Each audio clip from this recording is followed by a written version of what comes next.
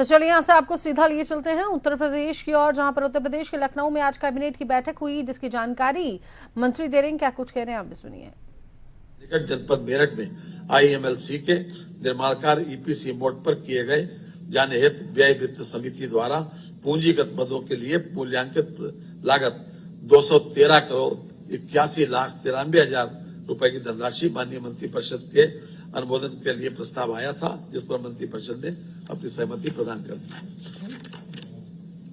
उसके बाद 12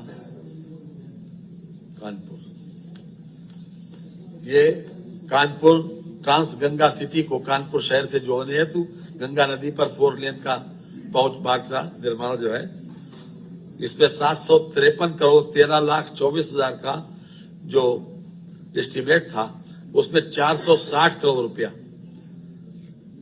तो सरकार देगी और बाकी यूपी सीडा अपने स्रोतों से इसमें लगाएगी। ये 753 करोड़ रुपए 13 लाख का प्रस्ताव है। ये जनपद कानपुर में ट्रांसगंगा सिटी को कानपुर शहर से जोड़ने हेतु गंगा नदी पर 4 लेन का पहुंच पर मार्ग पर आज मंत्रिपरिषद ने सहमति दे दी।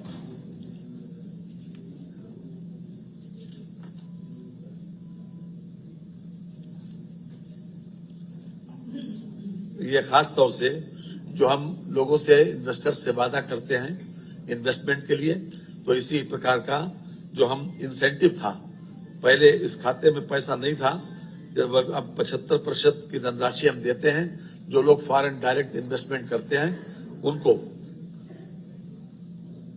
75% का सब्सिडी देते हैं।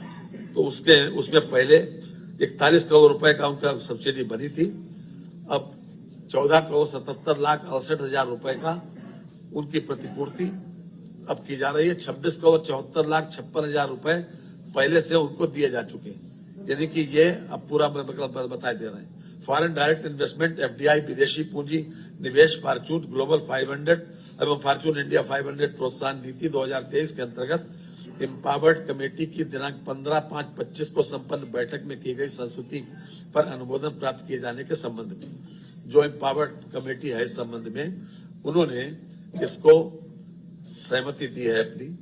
ये messrs TI medicals private limited द्वारा यमुना एक्सप्रेस वे औद्योगिक विकास प्राधिकरण के MDP क्षेत्र में 4.48 हेक्टेयर भूमि 215 करोड़ के निवेश से चिकित्सा उपकरण विनिर्माण सुविधा स्थापित करने हेतु फॉर्चून इंडिया ट्रेनिंग के अंतर्गत फ्रंट एंड भूमि सब्सिडी के संबंध में आवेदन किया गया।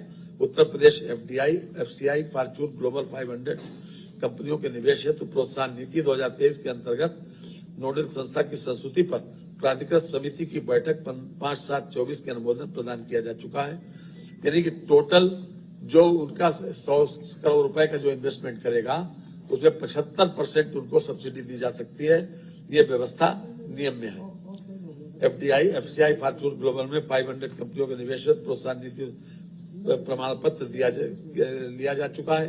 मेडिकल डिवाइस पार्क क्षेत्र यमुना एक्सप्रेसवे औद्योगिक विकास प्राधिकरण गौतम बुद्ध नगर में भूमि आवंटित की गई है। भारत सरकार की मेडिकल डिवाइस पार्क योजना के अंतर्गत उद्यमियों को सब्सिडाइज दर पर भूमि उपलब्ध कराए जाने का प्राविधान है। एम्पावर्ड कमेटी द्वारा ये मत